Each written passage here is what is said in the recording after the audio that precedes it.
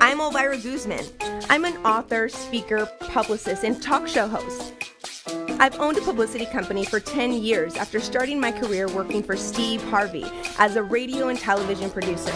I've worked on TV and films with celebrities like Halle Berry, Forrest Whitaker, Terrence J, Amber Rose, Mike Epps. I've done concerts for Ice Cube, The Game, Music Soul Child. I've worked on books for Shirley Strawberry, Troy Byer, and I've done philanthropy projects with Hollywood's heroes like Danny Trejo. Throughout my career, all of the projects I've done have had one common thread. They all help people find their way.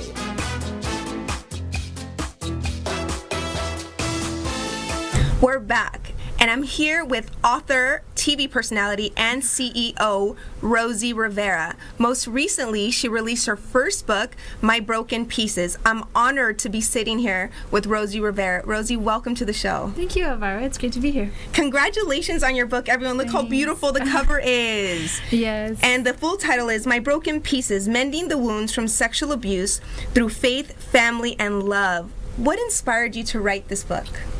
Well, the fact that I wanted to help women and men and children come out of a place where I was. You know, I'll never forget where I come from in the sense of, well, my hood, but also emotionally where I was. And I can't leave people there. I feel like if I have found the solution, the answer, a treasure, I need to share it. My sister told me about 16 years ago, you should write a book, when I first told her I was sexually abused. And I said, you know, you're crazy. Like, I don't have a story to tell other than sadness and depression, and I haven't done anything with it. But in May of 2012, after being healed, after overcoming, after having some experience, I thought I have something to share now. And I told her, and she was so proud of me. And then she left December 2012, so I was never able to tell her. But now I know that if she could see this, and if she can, I'm not sure how it works, she'd be so proud that I finally spoke up. Absolutely. And I get chills when you're talking. I definitely feel her spirit here, and I'm so glad that she encouraged you to do that. I've definitely dealt with sexual abuse in my family. I wasn't affected, but my sister was, my cousins were, and it was someone in our family. So when I heard that you had the courage to write a book, I was like, oh my God, she has to be on my show, because a lot of times when that happens to you, you don't want anyone to know about it because you're ashamed and you feel like it's your fault. And I wanted you to come on the show so that you could help our viewers that have been sexually abused. Yeah, so definitely. What would you tell someone who has been abused but has never told anyone, and they don't love themselves anymore? What would be your advice to them? I completely understand you. If you're in that place in your life that you don't love yourself for whatever reason, it could be sexual abuse or verbal bullying. So many things affect us now, and the enemy uses so many things to try and rob you of your identity.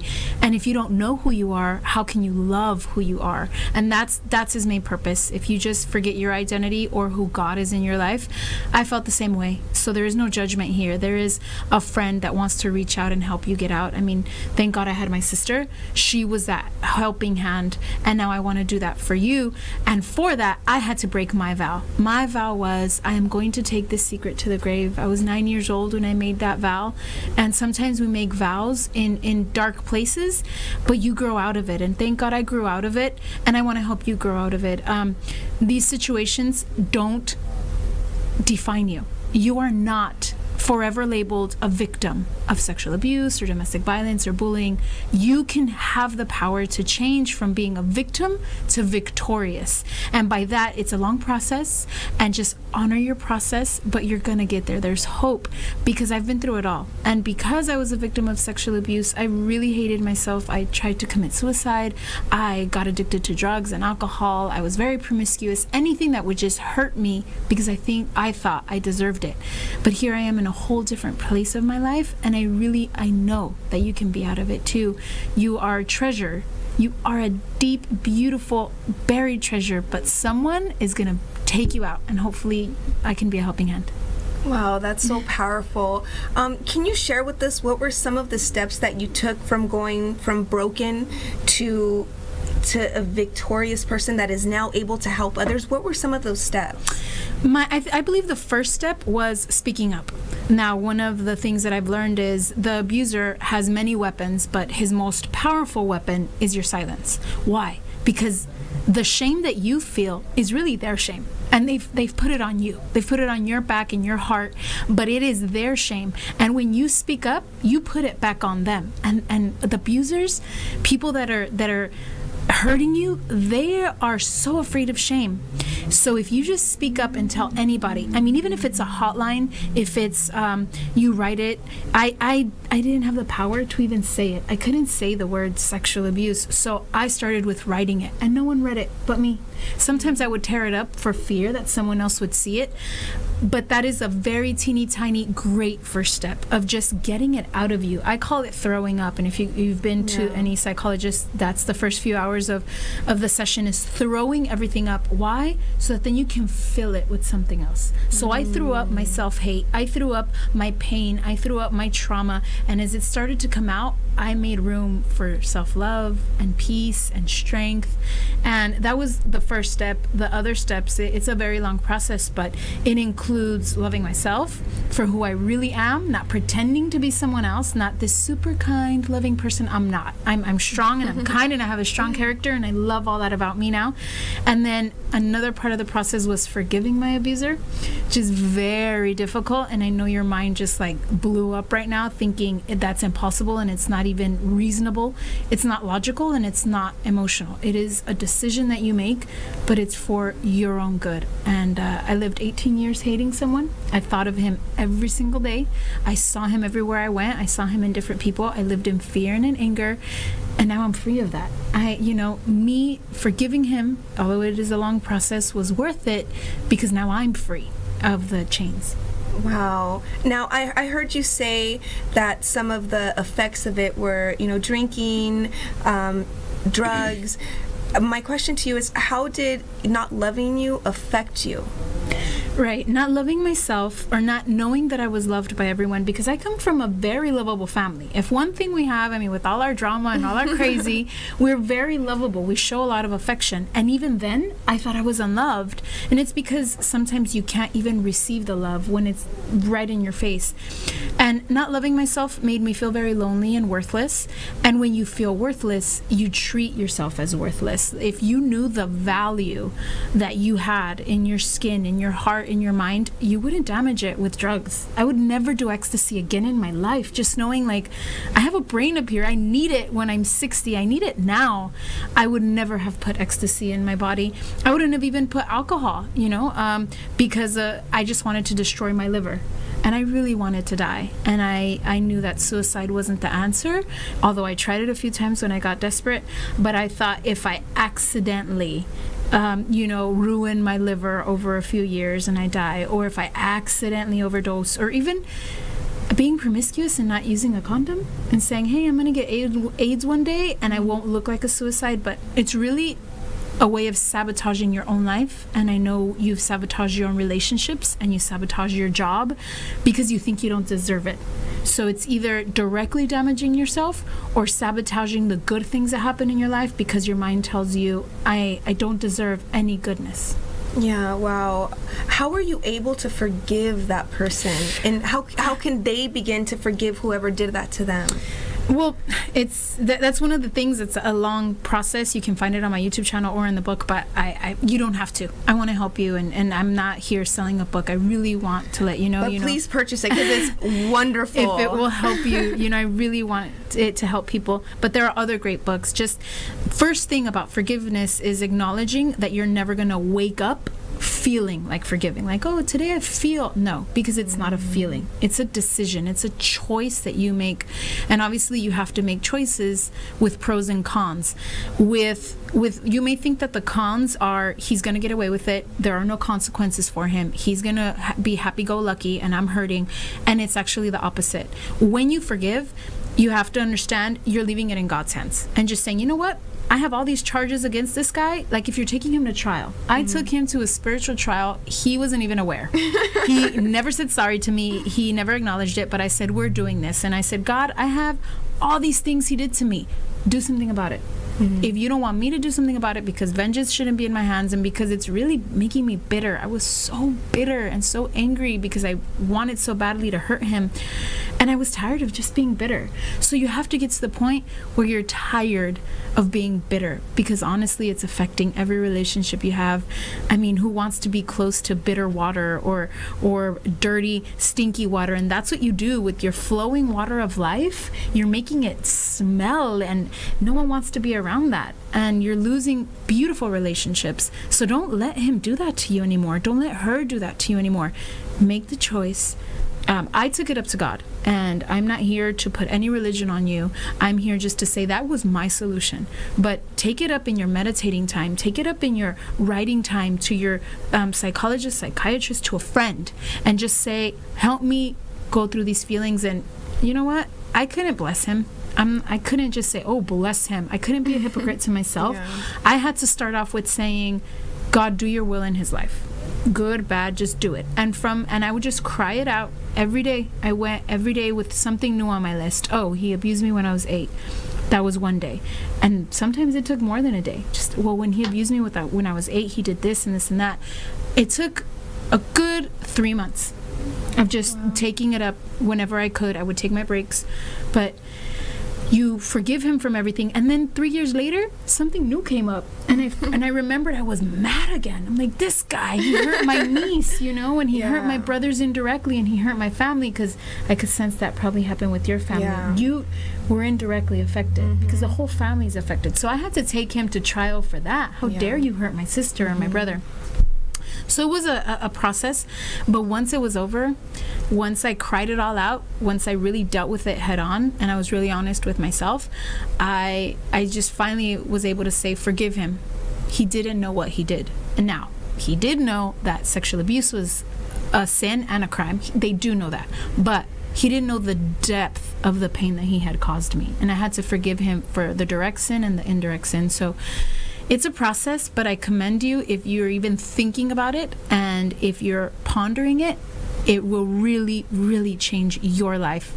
Let him go. God's going to deal with him. And for me, he has. He gave him 31 years with no possibility of parole a month after I stopped my process of forgiveness. Wow. He was a fugitive for 9 years. But once I just said, look, I'm going to go through this process. Once my process was over, God just handed to me, in my hand, here it is, and 31 years without possibility of parole. Wow. Well, congratulations on being able to forgive, because I know there's a lot of people that are still not there yet, and with your advice, they're going to definitely try. Yeah. When I posted on my social media that you were going to be here, I got so many questions. Okay. Would you mind if I read them? No, go for it. All right, I'm ready. All right, here you go. So, Sarah from New York says, I'm 28 years old, and I've never had the courage to tell my parents and that my grandfather sexually abused me growing up.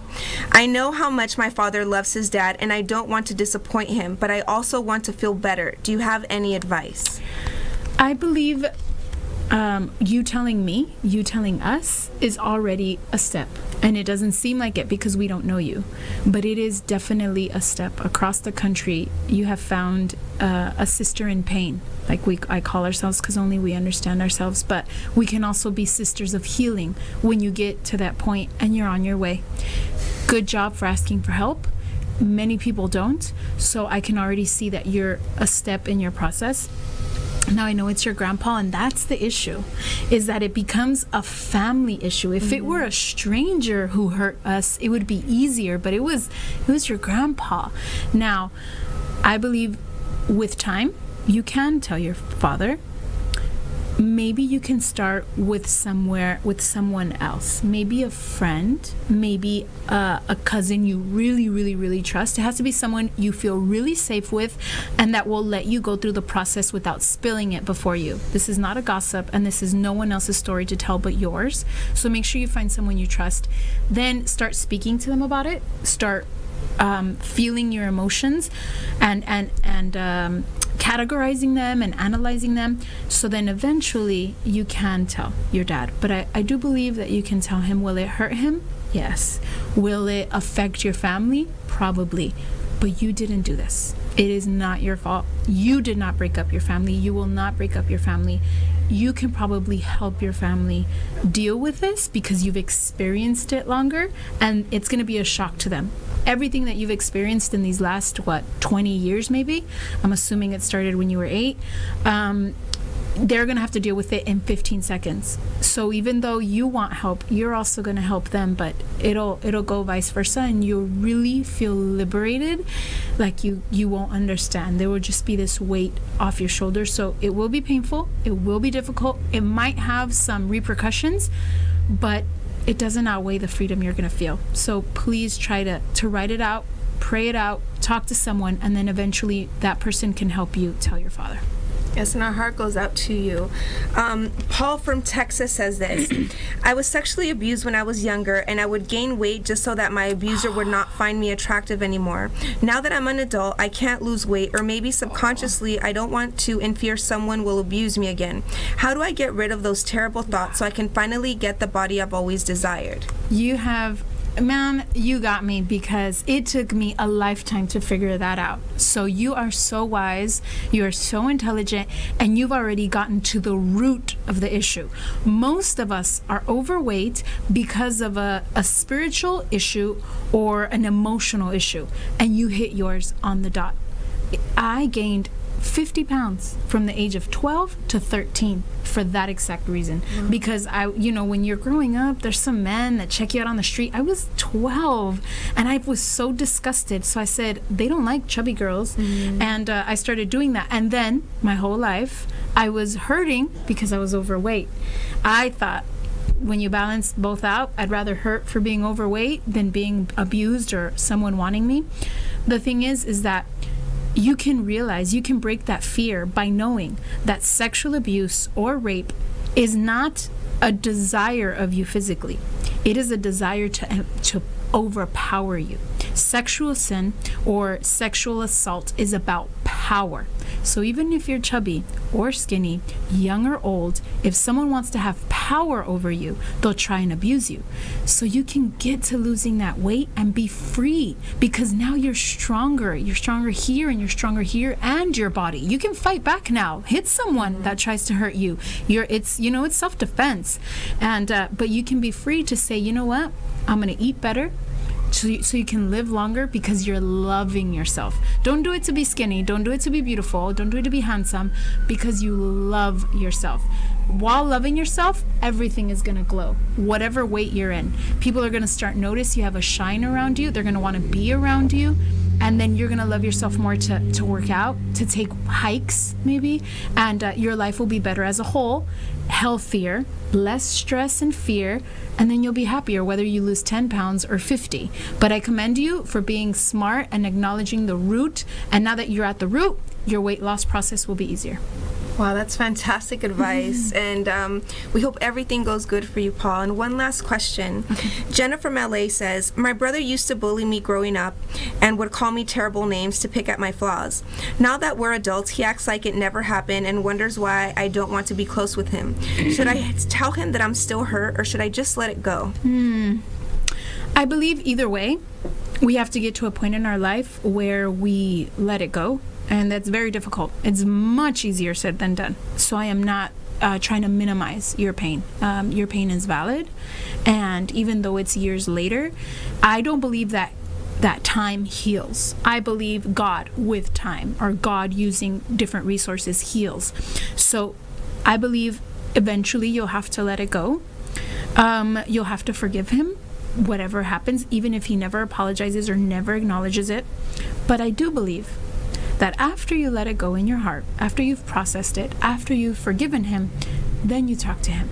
So whatever his reply is, he won't have the power to hurt you anymore. You can still love your brother, you can respect him and honor him, but you have loved yourself by being brave, by speaking up for yourself. Someone has to defend you, and you probably feel that no one defended you because he was your brother and he was older. Where was God? Where were my parents? But now you can defend yourself by speaking up for you. Whatever he answers, whether it's whatever or get over it, or you're making this up, you could still love him through it. And it's not about him anymore, it's about you. And when you get to that point, you could just walk away feeling good that you have loved you. Now, there's also that chance that he can say, I'm sorry, let's mend this. And then that's just a double whammy. So I think go through the process of forgiving him first, and then you can tell him. And I pray that it goes well for you. Wow, that's great. And I can't believe we're out of time. I want you to be here every day so we can have these conversations. Let's do it. You're incredibly wise beyond your Thank years. you. I just can't believe we had the ability to have you here today. I know that you've healed a lot of our viewers today. So. Make sure you go out and purchase her book. It's amazing, and it will definitely help you. Rosie, thank you for being here today. Thank you so much. Thank you. Thank you. Don't go anywhere. We'll be right back after these messages.